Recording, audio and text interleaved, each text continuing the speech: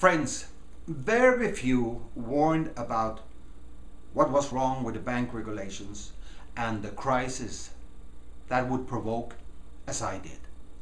For instance, in January of 2003, while I was an executive director of the World Bank, mind you, only one of 24, in a letter that then the Financial Times published, I wrote, "Everyone knows that, sooner or later, the ratings issued by the credit agencies are just a new breed of systemic risks about to be propagated at modern speeds."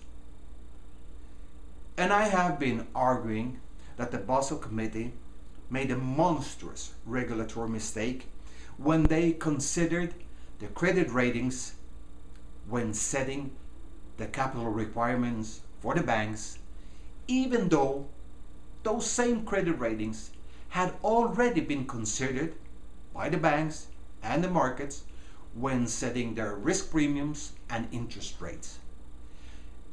And something considered excessively can frequently be much worse than something not considered at all.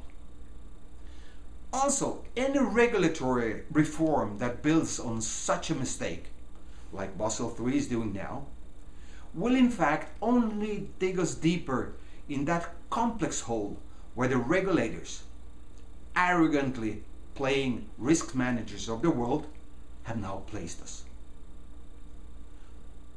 I trusted that if you possessed an important truth about the financial markets and told it to the Financial Times, which so proudly announces its motto, "Without fear, without favor," that truth would be conveyed to the world. And therefore, I wrote them hundreds of letters about the issue.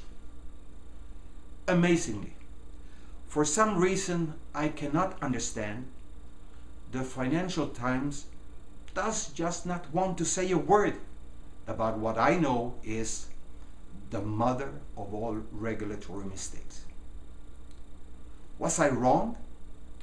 Should I have written all those letters to Rockville Gazette, for instance?